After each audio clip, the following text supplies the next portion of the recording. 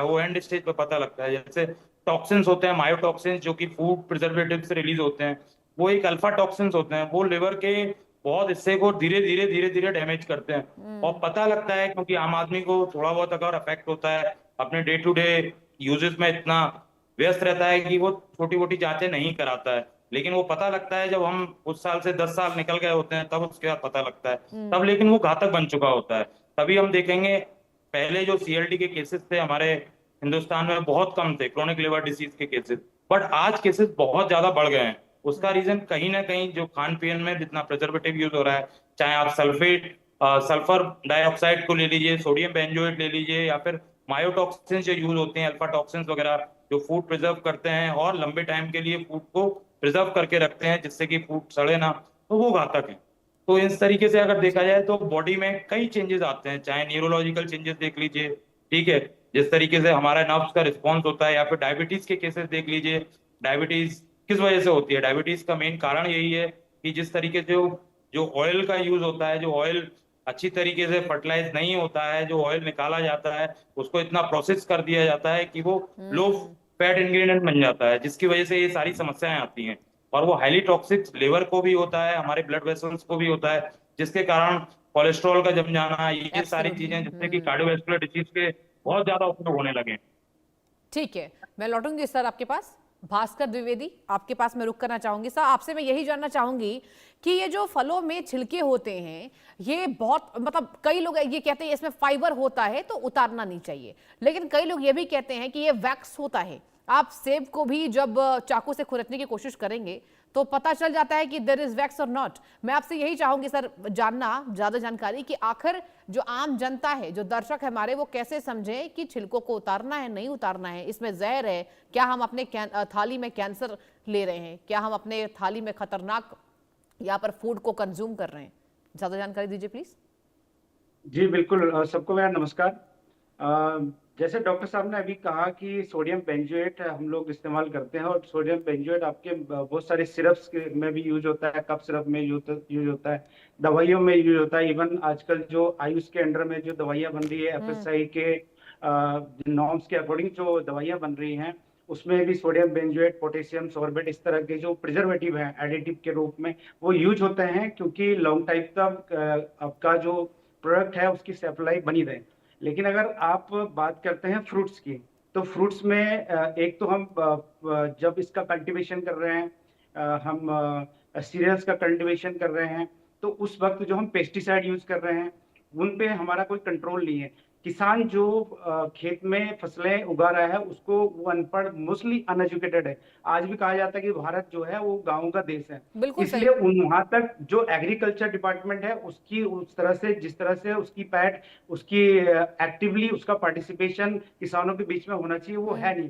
तो उनको नॉलेज नहीं है कि इसमें डीडीटी हमें कितना कंटेंट लेना है। एफएसएसआई ने नॉर्म्स जरूर बना दिए, आपके सदस्यों ने नॉर्म्स बना दिए हैं, लेकिन उनको गाइडलाइन को फॉलो करने के लिए जो उनको एक ट्रेनिंग दी जानी चाहिए, वो ट्रेनिंग उस लेवल पे नहीं दी जाती है। और या फिर हमारा जो हमने जो डिस्ट्रीब्यूटरशिप दी हुई है, या हमारी जो ये थोक विक्रेता हैं, उनको हम कोई, हमारे उनका ऊपर कंट्रोल नहीं है। जहां पर उसे अगर सपोज कोई चीज को 500 mg पर केजी के अकॉर्डिंग अगर किसी डाइल्ड्रिन को डालना है, या डीडीटी को डालना है, या यूरिया को डालना है, तो वो उसकी जगह 5 किलो यूज कर रहा है, क्योंकि जो दुकानें हैं उसको अपना फायदा उसमें दिखता है। तो यहाँ पर एफएसएसआई जो हमारी एजेंसी है, फूड कंट्रोल एजेंसी है, उसका ये दायित्व बनता है कि उस पर कंट्रोल करे, लेकिन सरकार के पास कोई इस तरह की कोई स्कीम नहीं है। अभी फॉर ये एग्जाम्पल बहुत आपको बहुत बताता हूं, महत्वपूर्ण बात आपने उठाई तो है जी, जो भास्कर अभी जी। यहाँ पर आपने जो कही है आपकी, कि सरकार को जी, तो एक्शन लेना चाहिए ना। आखिर जांच अभी क्यों जो, नहीं उस घेरे पर पहुंचती है, मुझे ये समझना जी, है, दर्शकों को ये समझना है। मैं आपको बताना चाहूंगा कि अभी जो आपको केला मिलता है, केला 12 महीने मिलता है, बनाना। हाँ हाँ मैंगो का सीजन चल रहा है। आपको हाँ। क्या लगता है कि ये जो मैंगो मार्केट में मिल रहा है, ये आपके जून स्टार्टिंग से मार्केट के अंदर आ जाता है? उसके बाद आपको क्या लगता है कि ये नेचुरली पका हुआ है? इसको कैल्शियम कार्बाइड नाम का एक जो रसायन है उससे पकाया जाता है, और वो इतना हानिकारक और कार्सिनोजेनिक है। कहीं ना कहीं आपके लिए स्लो पॉइजन के रूप में कैंसर को हिट करता है। ये आपकी बॉडी के मेटाबॉलिज्म पे डिपेंड करता है, इंसानों के, हर ह्यूमन के, कि उसका मेटाबॉलिज्म उस चीज को कैसे एक्सेप्ट कर रहा है। अगर जिसका थोड़ा सा भी वीक है तो कैल्शियम कार्बाइड की जो डोज उसको आम के खाने से या बनाना खाने से उसके अंदर जा रही है, उसके थ्रू वो हिट करेगा और उसको डेफिनेटली कैंसर होगा। तो इस तरह के जो मानक है, इस तरह के जो इश्यूज हैं, ये कहीं ना कहीं इस पे देखिए, कंट्रोल्ड जो बॉडी है वो आम आदमी के बस में नहीं है। और इंडिया में खासकर अवेयरनेस की कमी है, हमारी पॉपुलेशन इतनी ज्यादा है लेकिन हम उस पर कंट्रोल नहीं कर पा रहे हैं। इसी तरह जिस तरह हमारा पॉपुलेशन पर कोई कंट्रोल नहीं है गवर्नमेंट का, भारत जो है पहला जो क्या कहते हैं उसको, जनसंख्या पर कंट्रोल करने वाला पहला कंट्री है, लेकिन ये आज चाइना से आगे निकल गया है। तो ये जब जनसंख्या को कंट्रोल नहीं कर पा रहा है, तो ये जो इसकी स्कीम्स हैं खाद्य पदार्थों को लेकर, उनके संरक्षण के को लेकर जो इनकी स्कीम्स है, उस पर इसका कोई भी मुझे नहीं दिखता। मैं 20 साल से फूड इंडस्ट्री में, न्यूट्रास्यूटिकल इंडस्ट्री से जुड़ा हुआ हूँ। मैं खुद दवाइयां बनाता हूँ, मैं टैबलेट कैप्सूल्स बनाता हूँ, मैं सिरप्स बनाता हूँ।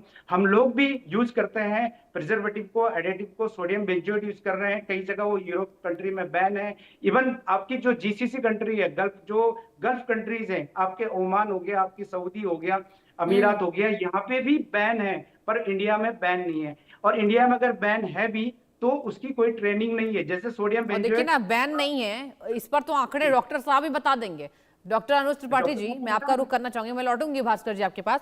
देखिए यहाँ पर जिस तरीके से ये जानकारी दे रहे हैं कि इंडिया में बहुत सारी ऐसी दवाएं, बहुत सारे ऐसे पेस्टिसाइड्स जो बैन नहीं है। आप सोचिए, इसका आंकड़ा तो आप हॉस्पिटल में देख पा रहे होंगे।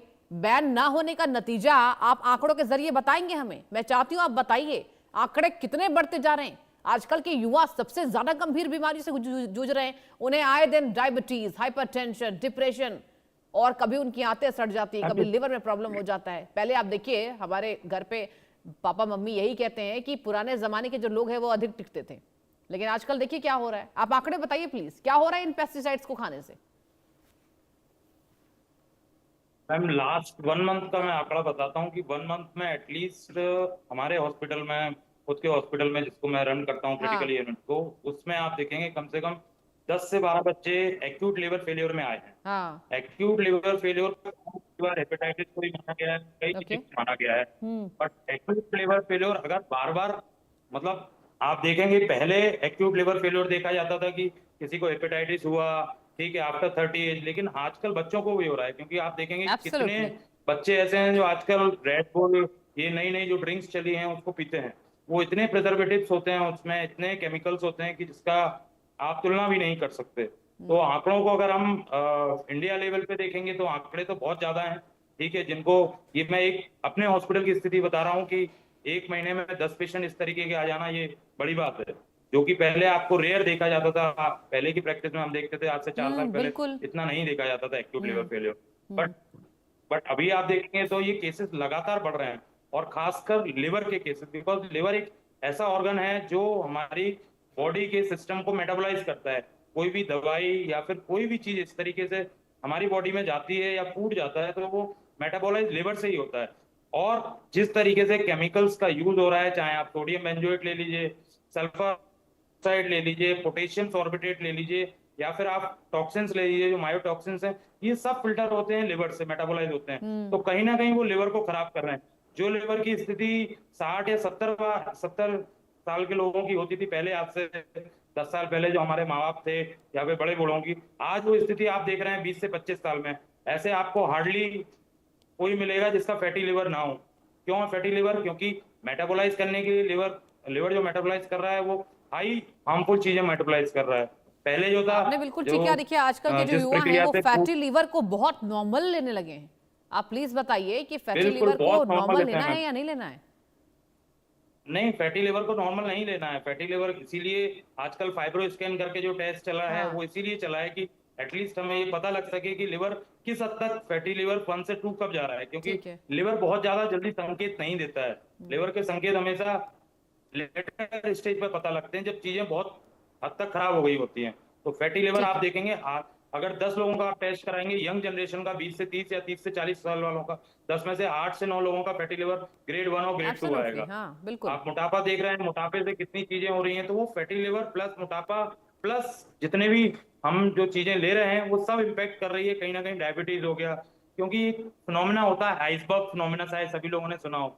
जितना हमें बाहर दिख रहा है उससे कई ज्यादा चीजें अंदर हैं। वही तो जब तक कितनी ये चीजें अंदर जैसे है, देखिए इसका जवाब बेहतर देंगे भास्कर द्विवेदी जी, फूड पेस्टिसाइड विशेषज्ञ है तो बेहतर बताएंगे। भास्कर जी आपके पास मैं लौटना चाहूंगी। अगर बात की जाए, देखिए कितना बदला है, ये बताइए कि आजकल कितनी तेजी से मिलावट आप देख रहे हैं और कितनी तेजी से आप ये अडल्टरेशन देख रहे हैं, क्योंकि आपको बेहतर पता होगा हमसे। जी मैं आपको सिंपल सा एग्जांपल देता हूँ। दूध, जो हम दूध लेते हैं मार्केट में, आज भी अगर, क्योंकि मैं बाहर रहता हूँ घर से, तो दूध जब लेता हूँ या खाने के लिए बाहर निकलता हूँ तो बड़ा ही मतलब एक असमंजस की स्थिति रहती है कि मैं ये दूध लूं या ना लूं, क्योंकि दूध के अंदर जो मिलावट हो रही है इतनी जबरदस्त हो रही है। सिंथेटिक दूध बनाया जा रहा है, उसमें बेकिंग सोडा मिलाया जा रहा है, उसमें यूरिया मिलाया जा रहा है ताकि उसमें प्रोटीन की मात्रा आ जाए। इवन प्रोटीन बढ़ाने के मेलामाइन नाम का एक रसायन है, उसके अंदर क्योंकि जो है अमाइनो एसिड्स होता है, तो उसकी वजह से उसमें प्रोटीन जो है बढ़ के आता है, तो उसको मिलाया जा रहा है, उसमें हाइड्रोजन पेरोक्साइड मिलाया जा रहा है। तो वो इतना डेंजरस है उस दूध को पीना। अगर वो अमूल का आपको मिल गया तो मिल गया। इवन कई बार अभी पिछले साल कुछ लोगों ने सैंपल लिए थे और उसमें टेस्ट कराया था, तो कहीं ना कहीं इवन आपका जो मदर डेयरी का है दिल्ली का, उसमें के सैंपल में भी पेस्टिसाइड मिला। तो ठीक है, मतलब यानी कि कहीं ना देखिए कहीं भास्कर जी, कुल मिलाकर यही हम देख रहे हैं कि कोई एक्शन नहीं लिया जा रहा है और सरकार भी कहीं ना कहीं ढिलाई देने की कोशिश कर रही है, क्योंकि ये आंकड़े बढ़ रहे हैं।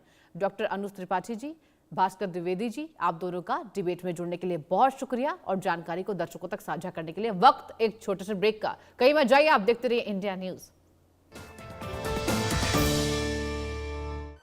जहां संगम है ज्ञान